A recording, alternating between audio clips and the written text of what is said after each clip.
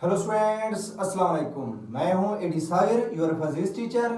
Students, आज के lecture में हम डिस्कस करेंगे class first year physics chapter 1 numerical problems. तो स्टूडेंट्स स्टार्ट करते हैं न्यूमेरिकल प्रॉब्लम नंबर 1 से। सबसे पहले स्टेटमेंट पढ़ते हैं, फिर इसका डेटा लिखते हैं। देखिए स्टूडेंट्स, यहाँ पर लिखा हुआ है कि estimate the number of the beats in a life time. देखिए स्टूडेंट्स, सबसे पहले मैं लिखता हूं the number of beats in 1 minute. ठीक है, तो मेरे पास जो 1 मिनट्स में बीट्स होती हैं वो कांस्टेंट है। यहां पर मैं लिखता हूं डेटा में number of beats in 1 minutes. ठीक है, तो 1 मिनट्स में जो नंबर ऑफ बीट्स होती है स्टूडेंट्स 72 होती हैं। ठीक है, 1 मिनट्स में। ठीक हो गया, 72 पर मिनट्स बीट्स, ये लिख लें आप साथ, बीट्स पर मिनट्स। ओके, तो अब देखिए स्टूडेंट, उसने कहा है कि estimate the number of the beats in a life time.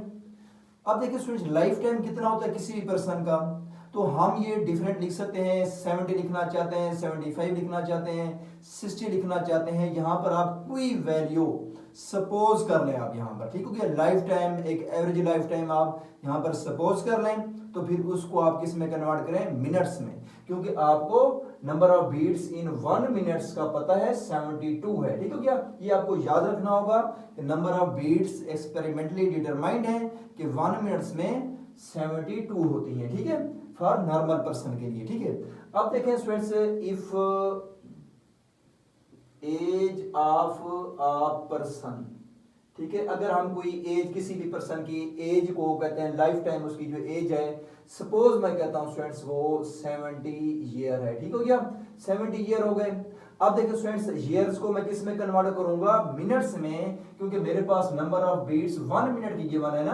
तो अब मैं देखूंगा कि 1 ईयर में कितने मिनट्स हैं। ठीक है, तो अब यहां पर देखिए स्टूडेंट्स, मैं क्या करूंगा, अब यहां पर लिखता हूं 70। अब देखिए 1 ईयर में जो डेज होते हैं, नंबर ऑफ डेज 1 ईयर में 365। ठीक है, तो और 365 डेज हो गए, और 1 डे में जो आवर होते हैं 24, और 1 आवर में कितने मिनट होते हैं 60। अब सेकंड में नहीं जाना आपने, अगर आपने इसको सेकंड में लेकर जाना होता तो एक और 60 मल्टीपल करते। देखें आपके पास ईयर 70 और डेज, फिर इसके बाद फिर आवर्स में, फिर 1 डे में कितने आवर होते हैं 24, और 1 आवर में 60 मिनट्स। तो मिनट्स तक रुकना है, क्योंकि ऊपर आपको नंबर ऑफ बीट्स किस में गिवन है, पर मिनट्स गिवन है। तो अब देखें स्टूडेंट्स, ये आपके पास कितना आ जाएगा, जब आप इनको मल्टीपल करते हैं स्टूडेंट्स, तो क्या होगा, 70 मल्टीपल 365, 70 मल्टीपल 365 मल्टीपल 24 मल्टीपल 60। तो ये मेरे पास स्टूडेंट्स आता है 3679। इसके बाद है 2 और फिर 0 0, फिर एक और 0। ठीक है, ये मेरे पास जो वैल्यू है 3679200। ठीक है, अब ये देखिए स्टूडेंट्स, मेरे पास ये जो वैल्यू आई है किस में आ गई है, मिनट्स में आ गई है। ठीक है, ये मिनट्स में आ गई। अब देखिए स्टूडेंट्स, हमारे पास जो number of beats in life time कितने होंगे, देखिए नंबर ऑफ बीट्स इन, अब इतने मिनट्स में कितनी बीट्स होंगी। देखिए हमारे पास जो एज ऑफ अ पर्सन है 70 ईयर, तो हमने उसकी एज के टोटल मिनट्स निकाल लिए, उसकी एज के टोटल मिनट्स ये हो गए। 1 मिनट का पता है 72, तो इतने मिनट्स में कितनी नंबर ऑफ बीट्स होंगी, तो क्या करेंगे 72 मल्टीपल दिस कर देंगे हम। देखिए नंबर ऑफ बीट्स इन किसमें 3679200 इज इक्वल टू क्या करेंगे 3679200 मल्टीपल 72। तो ये मेरे पास फ्रेंड्स आ जाएगा 367, फिर इसके बाद है 92, 36792, इसके बाद 000 मल्टीपल 72।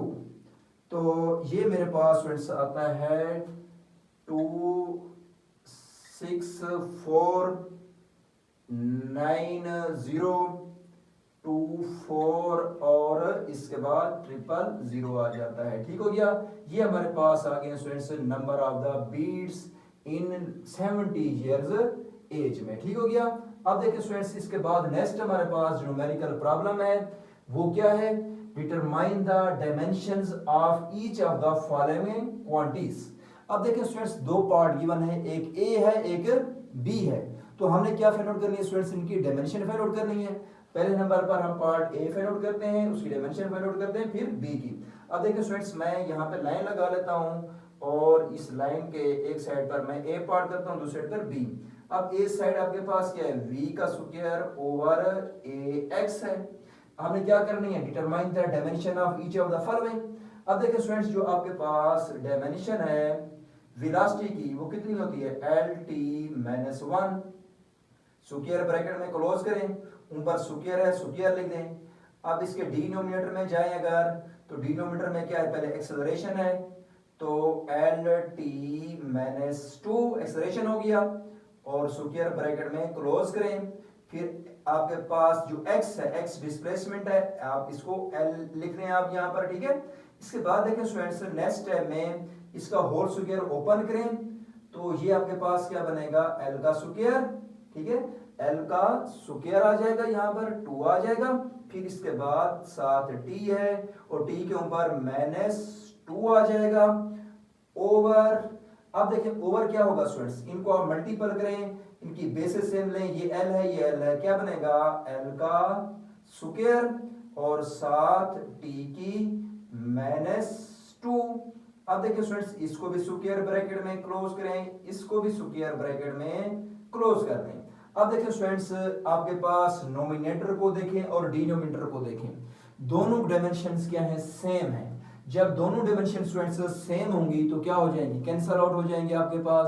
तो कैंसल आउट होकर आपके पास जो डायमेंशन होगी ए v का स्क्वायर ओवर ए एक्स की क्या होगी, 0, मतलब नो डायमेंशन। ठीक है। तो अब यहाँ पर क्या करते हैं स्टूडेंट्स, क्योंकि डायमेंशन सेम है कैंसल आउट कर दो, तो नीचे आप क्या लिखोगे, नो डायमेंशन। नो डायमेंशन, इसकी कोई डायमेंशन नहीं है, ये डायमेंशन लेस हो गया। ओके। अब जो है स्टूडेंट्स नेक्स्ट इसके बाद जो बी पार्ट है उसको करते हैं हम, डायमेंशन उसकी फाइंड आउट करते हैं। तो बी पार्ट में क्या लिखा हुआ है, at का स्क्वायर ओवर 2। अब देखिए स्टूडेंट जो 2 है, नंबर जितने भी होते हैं 1 से लेकर 9 तक, all numbers are dimensionless, तो उसकी कोई डायमेंशन नहीं होती तो उसको हम डायमेंशन में यूज नहीं करेंगे। तो हम क्या करेंगे, देखें स्टूडेंट्स एक्सेलरेशन की डायमेंशन पुट करेंगे lt-2 और साथ स्क्वायर ब्रैकेट में क्लोज, टाइम है कैपिटल T और यहाँ पे स्क्वायर ब्रैकेट ऊपर होल स्क्वायर है, होल स्क्वायर लिखें। अब देखिए स्टूडेंट्स lt की -2, अब इसको स्क्वायर ब्रैकेट में क्लोज कर दिया, इस t के ऊपर क्या आ जाएगी, t की पावर 2। अब यहां पर अब देखिए स्टूडेंट्स आपके पास क्या डायमेंशन आ जाएगी, l इस t की -2 और बेसिस सेम लेंगे तो +2 इसकी। तो अब देखिए स्टूडेंट्स नेक्स्ट टाइम में t की -2 +2 कैंसिल होकर क्या बचेगा, 0, जिसकी पावर 0 हो वो क्या किस इक्वल हो जाता है, 1 के इक्वल। तो आपके पास जो डायमेंशन बचेगी वो क्या होगी, l, ये आपके पास स्क्वायर ब्रैकेट में क्लोज कर दिया, ये इसकी क्या आ गई, डायमेंशन आ गई l। ठीक हो गया। अब जो है स्टूडेंट्स इसके बाद नेक्स्ट हमारे पास न्यूमेरिकल प्रॉब्लम है 3, पढ़ें क्या लिखा हुआ है, if a is equal to x का स्क्वायर ओवर y का square z then find the percentage uncertainty in a। इस a के अंदर हमने क्या करनी है, परसेंटेज अनसर्टेनिटी फाइंड आउट करनी है। इसके बाद एक स्टूडेंट्स गिवन है अनसर्टेनिटी किसमें, आपके पास x y और z में जो अनसर्टेनिटीज गिवन है, x में कितनी है 1%, y में भी 1% और z में कितनी परसेंट गिवन है, 2% अनसर्टेनिटी गिवन है। ठीक है। अब देखिए स्टूडेंट्स हमने किसमें फाइंड आउट करनी है, a में।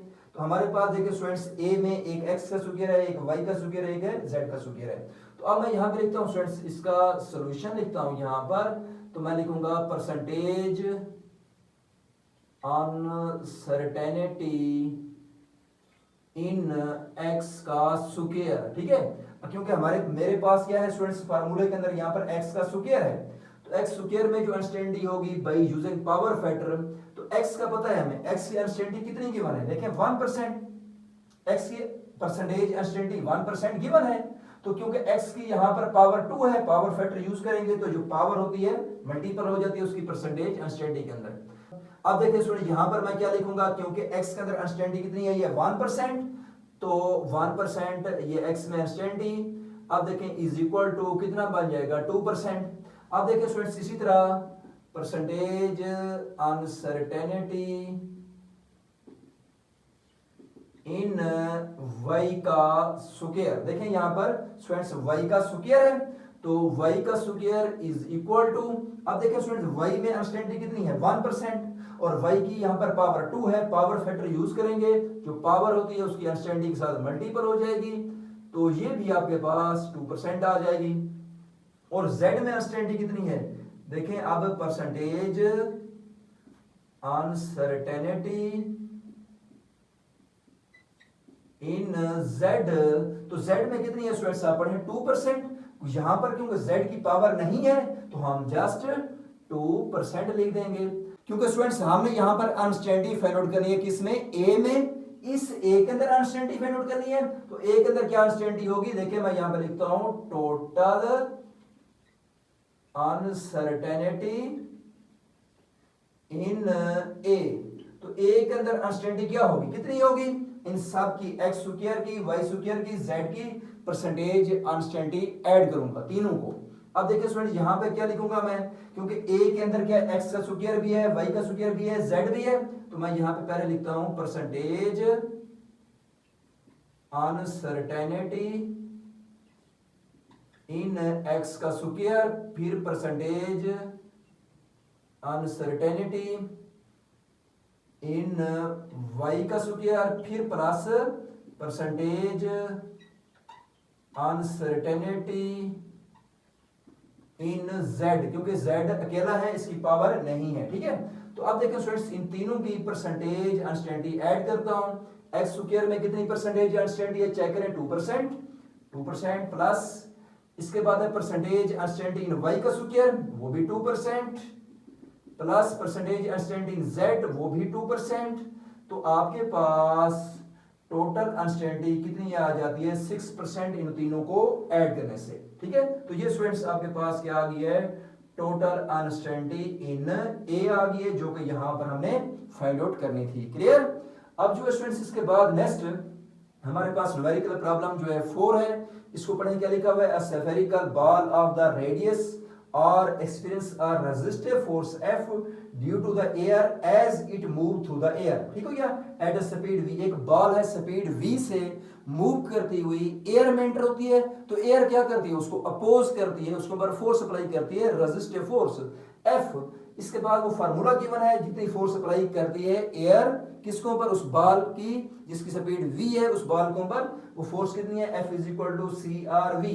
अब देखिए स्टूडेंट्स ये आपके पास वेयर c इज, c क्या है कांस्टेंट, ये r क्या है उस बॉल का रेडियस है, और v उस बॉल की स्पीड है, ठीक हो गया। c क्या है प्रोपोर्शनलिटी कांस्टेंट, और ये रेजिस्टिव फोर्स आ गई।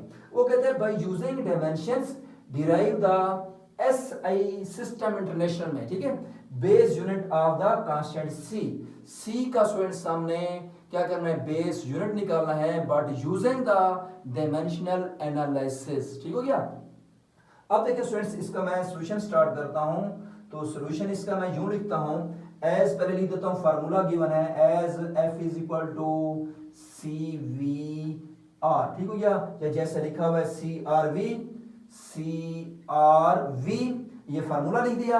अब C इज इक्वल टू क्या होगा, RV मल्टीपल हो तो यहां पर जाकर क्या होगा डिवाइड, तो मेरे पास C इज इक्वल टू क्या आएगा F ओवर RV।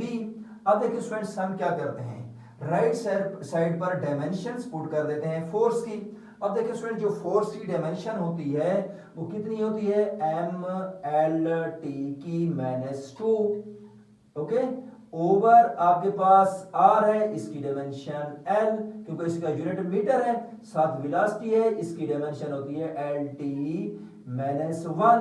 अब जो स्टूडेंट्स हम क्या करते हैं, इनकी बेसिस सेम ले लेते हैं, तो मेरे पास ये क्या आएगा C इज इक्वल टू, अब देखिए स्टूडेंट्स M है तो M लिखा, यहां पर नीचे और कोई M नहीं है, एक अकेला M आ जाएगा, साथ क्या स्टूडेंट्स L।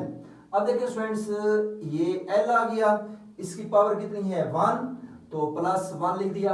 अब देखिए स्टूडेंट्स, ये एल है आपके पास, इसकी प्लस 1, पावर कुछ ना हो तो प्लस 1, ऊपर जाकर -1, तो ये आ गया।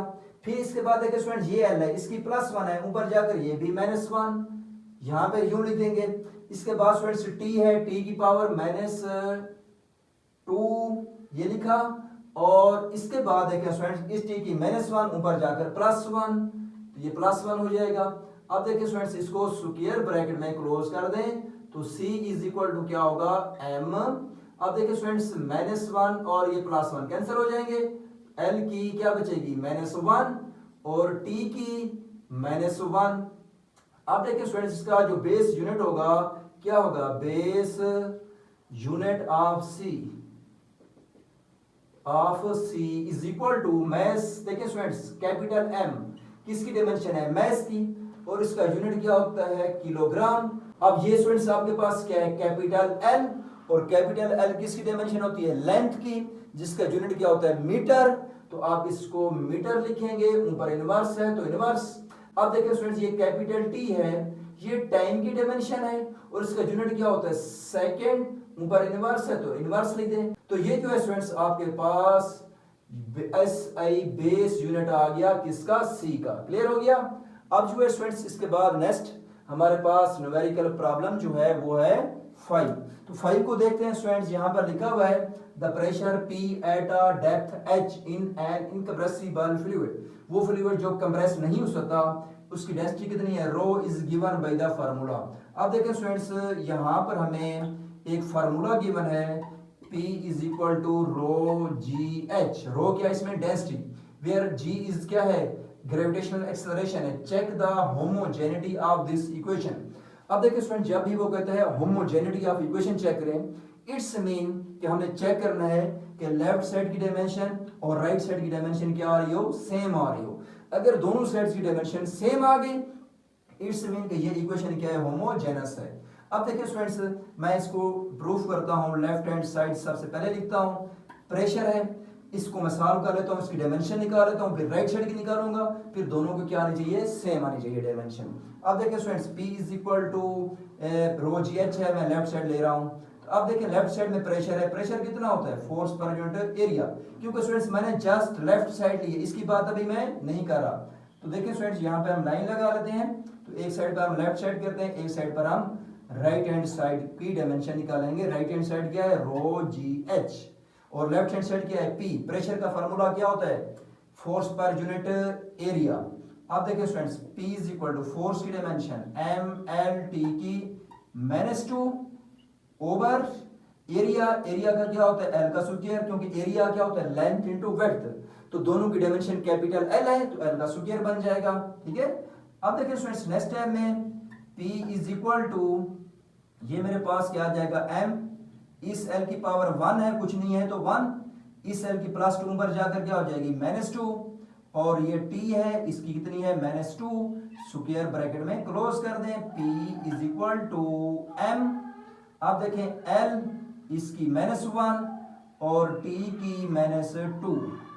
अब देखिए स्टूडेंट्स, ये आपके पास स्क्वायर ब्रैकेट में डायमेंशन आ गई है किसकी, प्रेशर की। ओके।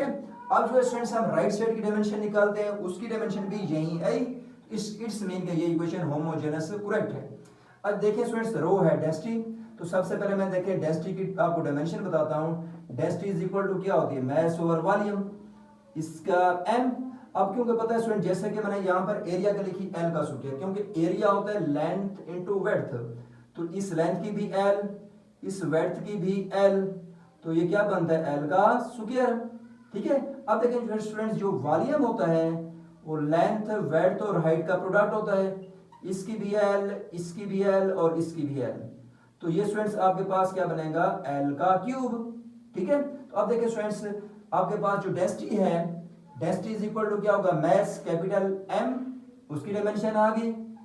नीचे आपके पास क्या है, वॉल्यूम, वॉल्यूम की डायमेंशन L का क्यूब। ओके। अब देखिए स्टूडेंट्स, L का क्यूब, इसकी डायमेंशन आ गई किसकी, वॉल्यूम की। तो अब आपके पास डेंसिटी की डायमेंशन क्या होगी, ML का क्यूब इनवर्स। आप चेक करें, M ये लिखेंगे एल क्यूब ऊपर जाकर इनवर्स बनेगा, ये डेंसिटी की आ गई। देखिए स्टूडेंट्स अब हम इसकी डायमेंशन पुट करते हैं, rho ji h is equal to rho की डायमेंशन कितनी आ गई है, आपने डेरिवेट कर ली एम एल माइनस 3। ओके, अब देखिए स्टूडेंट्स साथ ग्रेविटेशनल एक्सेलरेशन है, इसकी डायमेंशन होती है एल टी माइनस 2, इसको स्क्वायर ब्रैकेट में क्लोज कर दें। साथ हाइट है, हाइट की डायमेंशन कैपिटल एल, ये आ जाएगी। इसके बाद देखें स्टूडेंट्स आपके पास क्या आता है एम, ये आ गया। अब देखें स्टूडेंट्स इस एल की पावर कितनी है, लिखेंगे -3। अब देखिए इसकी +1 और इसकी +1। अब देखिए स्टूडेंट्स बेसिस सेम कर लें और t की पावर यहां पर -2 आ जाएगा, स्क्वायर ब्रैकेट क्लोज। अब देखिए स्टूडेंट्स यहां पर m, ये l। अब देखिए स्टूडेंट्स -3 1 + 1 +2 -3 तो -1, ये आ गया आपके पास, और साथ t की -2। अब देखिए स्टूडेंट्स आपके पास ये राइट साइड की डायमेंशन, ये लेफ्ट साइड की डायमेंशन, दोनों डायमेंशन सेम है, तो आप क्या लिखेंगे कि left hand side is equal to right hand side, तो राइट हैंड साइड के इक्वल हो गई। So P is equal to rho ji H u है इज डायमेंशनली करेक्ट और होमोजेनस इक्वेशन, इज होमोजेनस कह सकते हैं या डायमेंशनली करेक्ट कह सकते हैं, होमोजेनस इक्वेशन। क्लियर हो गया स्टूडेंट्स, क्योंकि दोनों साइड की डायमेंशन सेम आ गई। अब जो है स्टूडेंट्स इसके बाद हमारे पास नेक्स्ट न्यूमेरिकल प्रॉब्लम जो है वो है 6।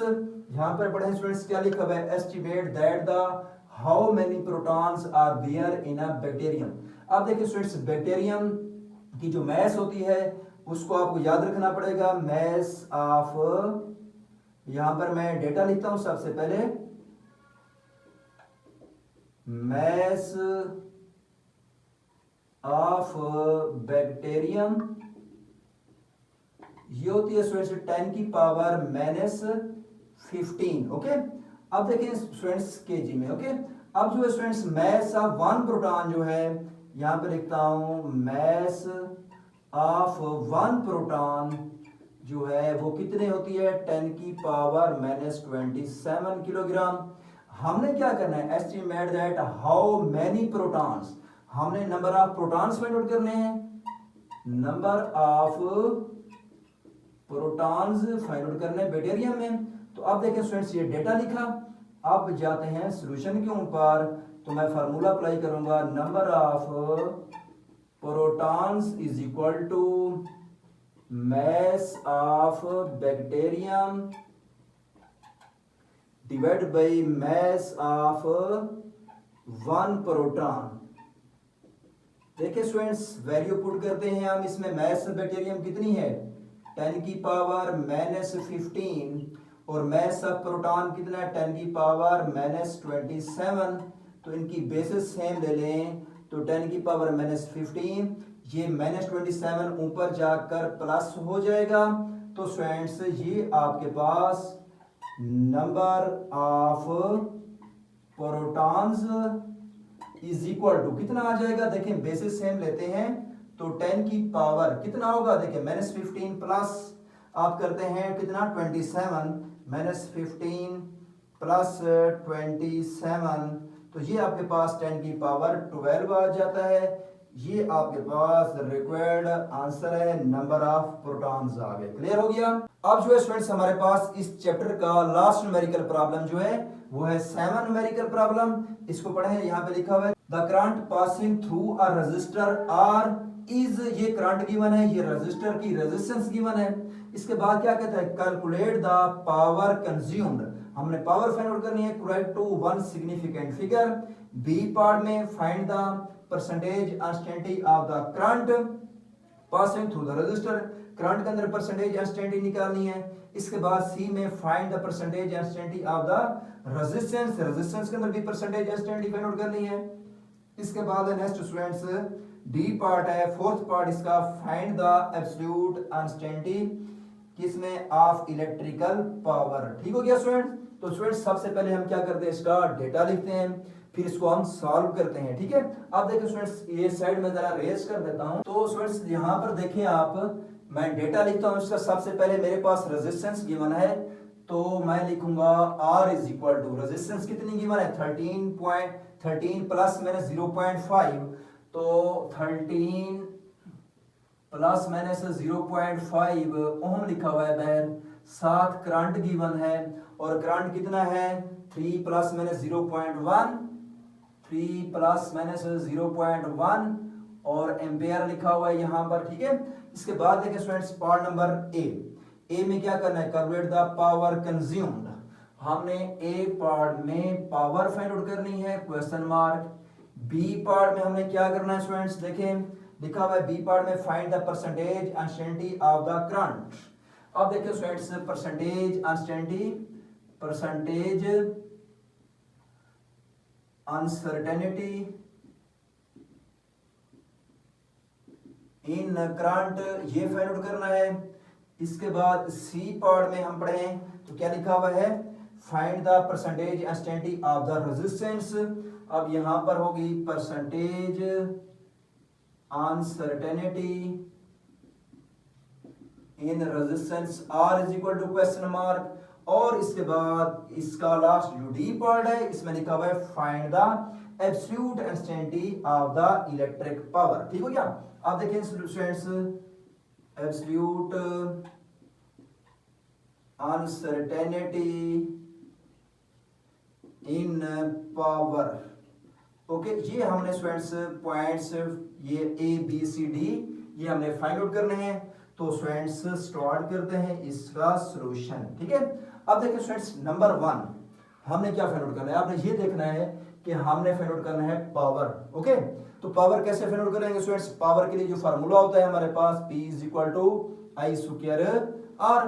तो अब देखिए स्टूडेंट्स, इसके लिए मैं फार्मूला अप्लाई करता हूं पावर के लिए, P is equal to I square R। आप देखें P is equal to students, अब यहां पर मैं क्या करता हूं, इसकी वैल्यू पुट कर देता हूं, I की भी R की भी। लेकिन पावर में देखो स्टूडेंट्स, ये कहा है कि पावर फाइंड आउट करें, ये नहीं कहा कि विद परसेंटेज अनसर्टेनिटी, ठीक है, जस्ट पावर कहा है। तो आपने क्या करना है, करंट की वैल्यू जो मेजर्ड वैल्यू है वो आपने पुट करनी है, रेजिस्टेंस की भी। तो आई कितना है 3, ओके, पुट कर दिया, स्क्वायर है स्क्वायर डाल दिया, साथ R। तो R की कौन सी वैल्यू है, मेजर्ड वैल्यू 13 है। आप देखें 13 पुट कर दें यहां पर, तो मेरे पास P इज इक्वल टू 3 का स्क्वायर 9। अब 9 मल्टीपल 13 करेंगे तो ये कितना आता है, 9 मल्टीपल 13, तो स्टूडेंट्स 117। तो ये मेरे पास आता है 117, पावर है वाट लिख दें, ठीक हो गया।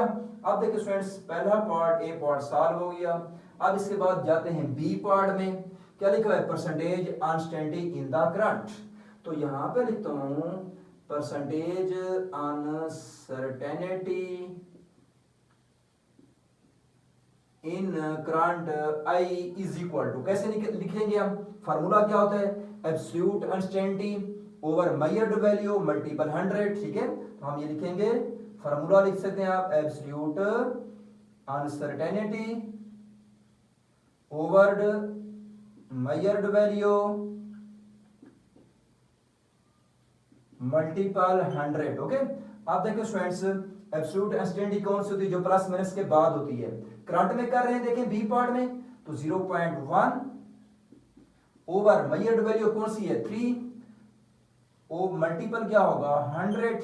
तो मेरे पास students percentage uncertainty in current I is equal to कितना आ जाएगा, 0.1 मल्टीपल 100, तो 10 आ जाता है। 10 पे मैं डिवाइड करता हूं 3 को, तो ये मेरे पास स्टूडेंट्स आता है 3.33, तो इसको लिखूंगा 3.33%, ओके।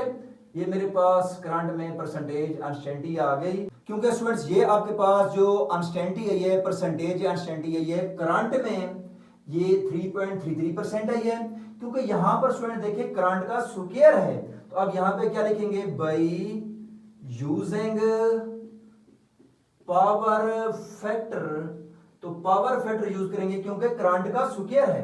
तो आपके पास पावर फैक्टर यूज करके परसेंटेज अनसर्टेनिटी इन आई का स्क्वायर क्या होगा 2 इंटू इसकी जो वैल्यू है 3.33% ये लिखेंगे और मल्टीपल 2 करेंगे तो 6 पॉइंट कितना आ जाएगा 3.33 मल्टीपल 2 करते हैं तो ये आपके पास आता है 6.66%। अब इसी तरह स्टूडेंट्स आपके पास नेक्स्ट पार्ट जो है वो सी है, ठीक है।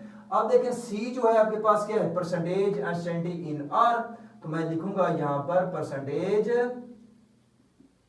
Uncertainty in R is equal to क्या लिखूंगा absolute uncertainty, absolute uncertainty over measured value, value multiple क्या होता है आपके पास 100।